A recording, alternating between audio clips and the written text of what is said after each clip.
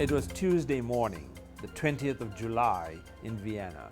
Croatia and I were working our way through the convention center to reach the hall where we were going to do our presentation.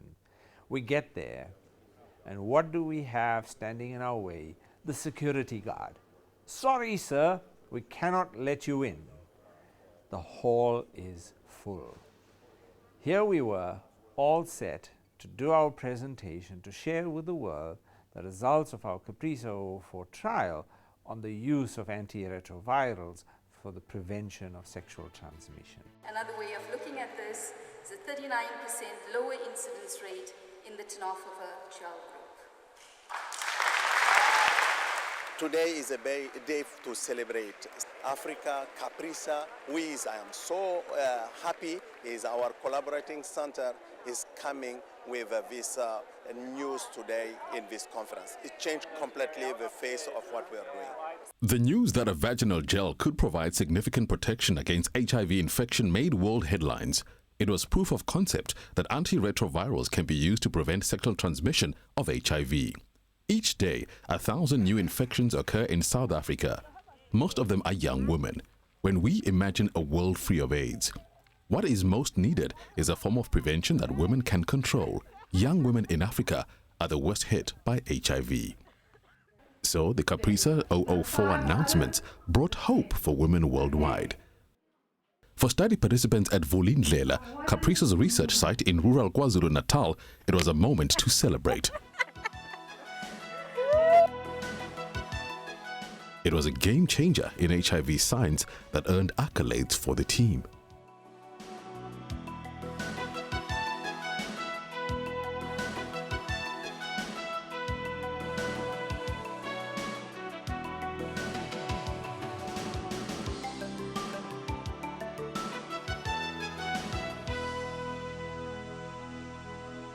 Even though we've seen the reduction in the number of deaths over the past few years, we cannot give up.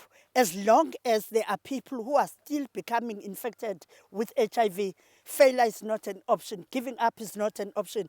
And we need a variety of methods so that people can choose whatever method that agrees with them. So no giving up. Until and unless we can stop infections in young women 15 to 24, we will not be able to realize the goals of an AIDS-free generation, the end of AIDS, or even attaining epidemic control. 10 years before, the 2000 International AIDS Conference in Durban, chaired by Professors Slim Karim and Jerry Kuvadia, had put Durban on the map as a place of partnerships. The epicenter of HIV was catapulted into a center for forging global cooperation between activists, scientists, and drug companies. A meaningful intervention was desperately needed. It was the days of the dying. Driven by the desire to make a difference, some of the top minds in HIV rallied to form a consortium of multidisciplinary scientists. And from these efforts, the Center for the AIDS Program of Research was born, CAPRISA, a UNAIDS collaborating center. There was a TB crisis at the time. Once empty wards were crowded with people who were desperately ill and dying. The CAPRISA SAPID study provided answers to a burning question about the timing of treatment. Should TB be treated first, or should TB and HIV be treated simultaneously? The outcome of that study showed that if you integrate TB and HIV treatment together, you were able to reduce mortality by 56%. And it had the potential to save about 10,000 lives a year. The SAPID findings triggered a revision in the WHO, US, and South African guidelines for treatment. Another world breakthrough. CAPRISA, under the leadership of Slim and Croatia, have critically looked at the scientific issues or the problems in HIV and TB that affect South Africans, and have engineered and designed research that answers questions that not only help South Africans but help Africans and set policy at an international level. The next wave of innovation is grounded in CAPRISA's long-term engagement in a research community and multidisciplinary know-how. Blood samples collected over time revealed that some of the women in the tenofovir trial produced what are called broadly neutralizing antibodies, an immune system that can ward off a broad range of infection. We've been following some of the Caprisa women for over 10 years, and that's really allowed us to interrogate how the antibody response to HIV evolves. The collaborations and the teamwork that we've built has enabled us to do some really excellent science and to get some key insights, I think, into understanding how to make a better vaccine. It's like a gift that keeps giving from study participants to the world, guiding the understanding of Caprisa associates in the fields of immunology and virology on how an HIV vaccine might work. Ukuthi liqhubeka siyafisa liqhubeke kona ukuze kuphume isisombululo ukuthi kuphele lesifo lesi ijeli le isetshenziswe iwona wonke umuntu nje nabangakazi bangenela ucwaningo bayithole isikhona etolo nasemakliniki. Oliswa's wish is that ever more and better research will have impact for years to come.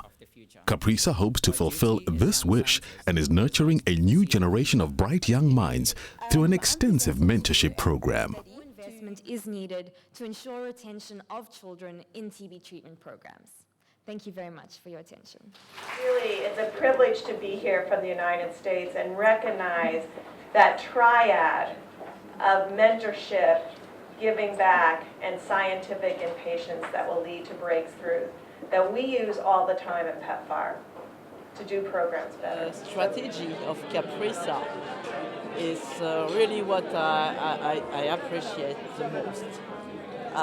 In terms of making multidisciplinary science, immunology, virology, genetics, and clinical research, all the basic science is really associated to intervention science. When we talked about support for their initiative, there was no doubt in my mind that Caprisa deserved the mantle, Centre of Excellence, and deserved the support of our department, as well as the world community investing in research and science. I feel and I pray that the future research, it must come up with something like a cure, or it must come up with a vaccine. So it will help the people not to be infected anymore.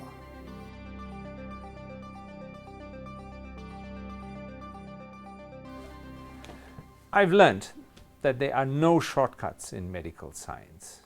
The research that we have undertaken takes many years. Our work on TB and HIV took 8 years from concept to results, and even longer before we've seen implementation. Our results on antiretrovirals for prevention took 7 years from concept to results. So we have to understand that in Caprisa, we have to set up the standards of excellence and lay the foundation for the next generation of scientists. Indeed, our job is to imagine a world free of AIDS.